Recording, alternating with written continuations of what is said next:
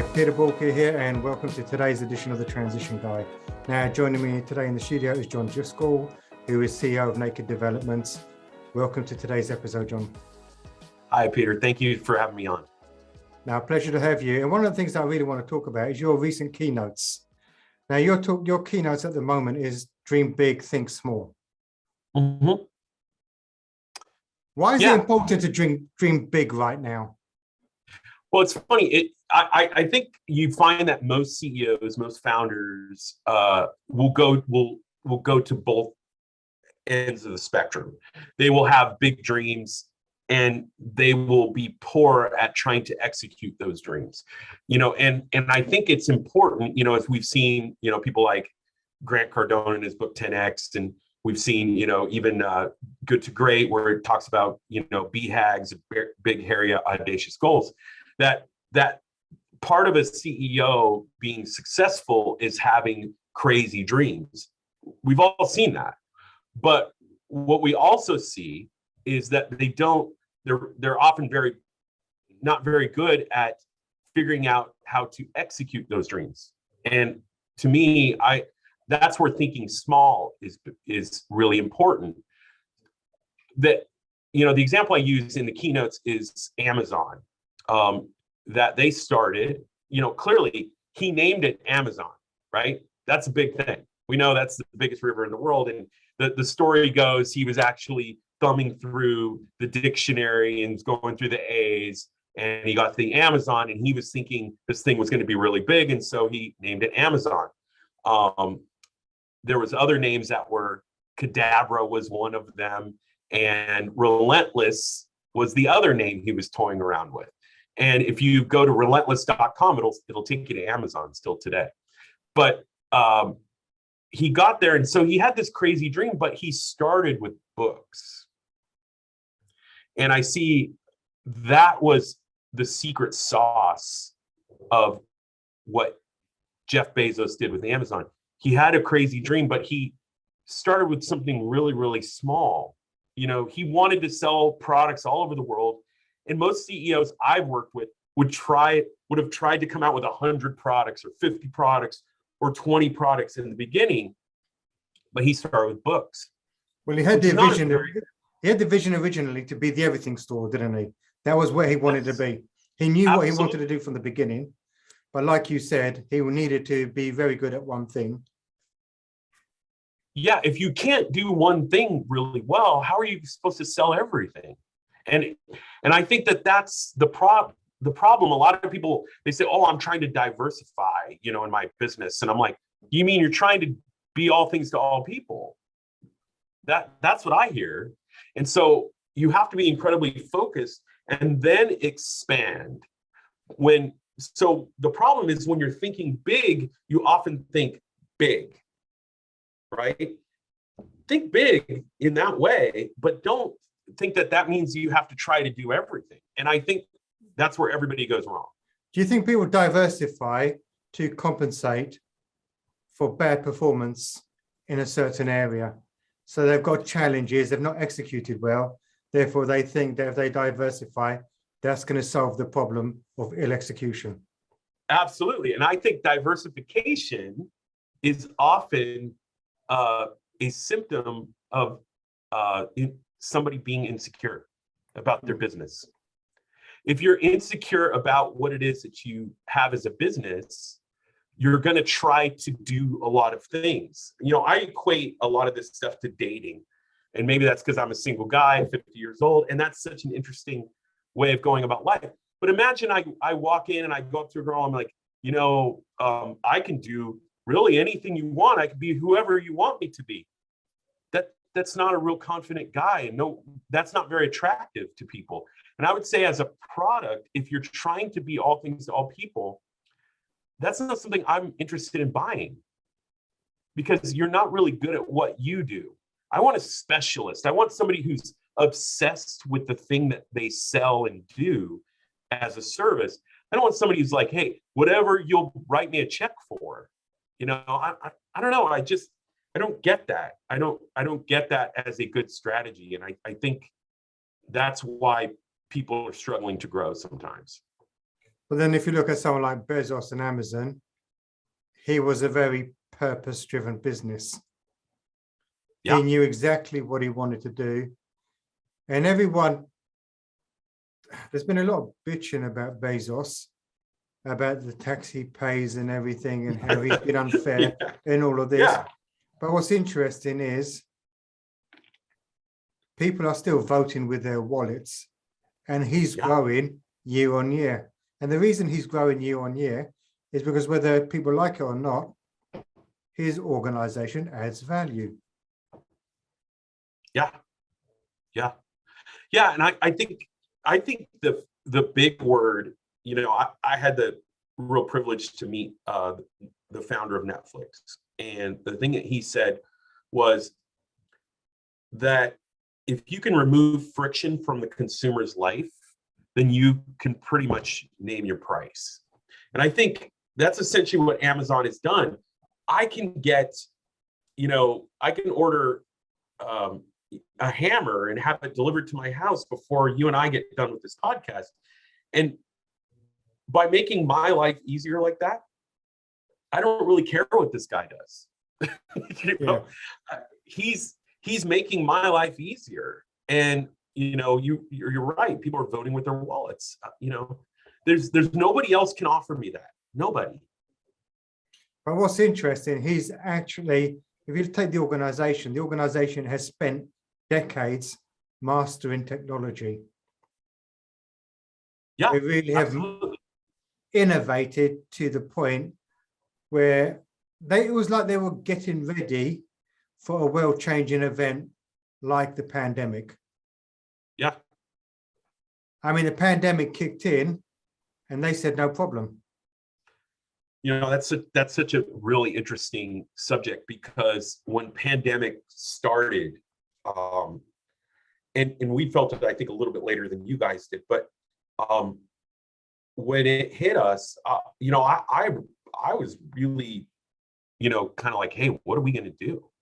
You know, like, you know, we sitting there looking at our numbers, like, what can we survive on? How are we going to make this happen? You know, because we had a lot of contracts, you know, that just went away overnight. And I felt all that fear, you know, and that's because that's what people do when they're afraid. They stop spending, they stop trying to develop, they stop a lot of activities, they stop marketing. And so we sat down and we had a meeting, and we tried to think of where the opportunity is going to be, you know, in this, and can we point our business at those? And what we found is that people were desperate to find solutions during pandemic to continuing their business. And technology was a catalyst for that. And we saw it. Zoom became this thing that everybody understood. And even though, gosh, it was around a lot long ago than that. But it sucked earlier. You take something like Zoom. Yeah. When the pandemic hit, Zoom sucked. It was a terrible, basic rubbish video conferencing solution. Yeah, yeah. But for 2 years now, towards the end of the pandemic, it's no longer a video conferencing solution. It's a video collaboration solution. Yeah. Yeah, they created a lot of, you know, now they have apps involved, and they started creating this infrastructure. But I think, you know, when these things happen, and we, you know, who knows, we don't know if we're out of this, we don't know what's going to happen next, right? When, you know, whether it's that or the market does this, I think we always have to be like, okay, where is the opportunity? There's always opportunity when things get tough. And yeah, you might have to make some tough decisions. That's all part of being a CEO. But at the same time, where is the opportunity? What can I do? And technology was the way to insulate yourself from loss of business. And in fact, it created opportunity. We grew during pandemic. We did not just, we thought we were just going to try to stay the same. We're like, let's just insulate ourselves. But we actually doubled our business in that year. Yeah. And that's interesting. You doubled your business in that year. Did you ever lose sight of your dream? No, not at all. I think. Why do you think you managed to hold on to your dream? Mm-hmm. Yeah, I see so many examples where you talk about dreaming big. These people retrenched like you wouldn't believe. There was no more dreaming. It was like they went into fear mode. And you could see the business shrink as a result. Yeah, and think of yourself as an entrepreneur, you've always bet on yourself, right? You said, hey, listen, I could go get a job and I could go rent my time back to other people who believe that they can make more money with my time than I can. But as an entrepreneur, you've said, no, I'm better at taking that time and multiplying it. So when things are tough, that's still true. You might have to make some adjustments, but I think you can't be, if you're going to be in fear mode, you shouldn't be an entrepreneur at all. Anyways, this is not for people who are trying to take the safe route. Actually, I kind of debate that a little bit. I would rather have control of my own future than be out there hoping some company is going to keep me on. That's scary. I haven't had a normal job in 20 years. So I don't even know what that feels like anymore. But I would be so scared, like, what if they're going to get rid of my department? What if they're going to, Which happens. It happens all the time. A lot. More today than it did 20 years ago. Companies now, they change on a dime, or they get eaten up and, sold and bought and all these other things. You don't know if you're going to be around. I don't think having a job is a safe route anymore. I think betting on yourself and then making sure you execute. To me, that's a safer bet. So look, people tuning in, there's going to be some that have done exceptionally well over the last couple of years. As you said, they've dreamt big, they've executed well, and they've looked at the opportunities that the pandemic presented, and there were loads of opportunities. As they say, where there is shit, there's fertilizer, and there's plenty of fertilizer out there. But what do you say to those entrepreneurs? What advice can you give them where they've stopped dreaming and perhaps they need that mental reset? Yeah, it's funny. I think we do get beat up sometimes in business, and we get into this space where we do stop dreaming. Let me say it a different way. We're afraid to dream because we're afraid to be disappointed again. And I've definitely been there in the last 20 years. I felt that. And I would just say you're probably a few small victories away from believing again, and that's where the think small is. A lot of times we're trying to look for a home run all the time. I need this home run to believe again, or I need this home run for my business to succeed. I don't think business is done in the home runs. I don't think we succeed in the home runs. I think we succeed in base hits. It's just about, not to use a baseball analogy, I don't know if that's totally relevant for your audience, but I would just say this: it's the small things that make the difference. It's not trying to make one thing happen that's just going to change everything. A lot of times that one sale, it's like this one sale is going to just save us, and this one thing's going to save us. And I think that's real false hope. I don't think you should be worried about that. What you should be looking for is a way to systematically do a lot of great small things. I liken it to trying to lose weight. My son's getting married next month. I'm going to have to wear a suit. And I'm like, man, I want to be in real good shape for this, because these pictures are going to live on, right? And I could be like, oh, I'm going to juice for 5 days straight, and I'm going to lose 10 pounds in 1 week. That is possible, actually. But I would rather just little by little do what it takes to get there. And we all know how to be healthy, and we all know how to run a healthy business. It's not done in the big diet. It's done in the daily habits, and I think that's what you got to get back to. You got to get back to the fundamentals. Yeah, and James Clear talks about that brilliantly in Atomic Habits. He is the master of that. That's the book. That's the book that changed my life. Yes, it's the small things. Yeah, but it's the small things consistently. Absolutely, yeah. to me, our company and its health has to do with whether I'm up at 5 a.m. That's it. If I'm up at 5 a.m. and I'm, hitting the gym by 6 and I'm doing those little things that matter to keep me healthy, because me being healthy has a lot to do with how this company stays healthy. And I'm watching the dollars and I'm, keeping everybody in a good spot. It's not rocket science. You do that stuff every day, you're going to win. It goes back to the thing, doesn't it? It goes back to that discipline, having those habits, and come what may, maintaining them. And that's the one thing I love about David Goggins. When you talk about discipline, that man's just a machine. Yeah. Yeah, but it didn't happen overnight, right? It took time, And he's still going at it. Oh, absolutely. Absolutely. I tell everybody that. I said, if you're looking for this to be a quick win, and a lot of times people come to technology for that. They think, oh, I'm going to build this business. They're going to get 1 million people and it's going to sell in 2 years. I'm like, listen, that happens sometimes, but those are really rare examples. Most examples I see are, hey, it took 5-7 years and you sold it for $200 million and nobody even heard of you.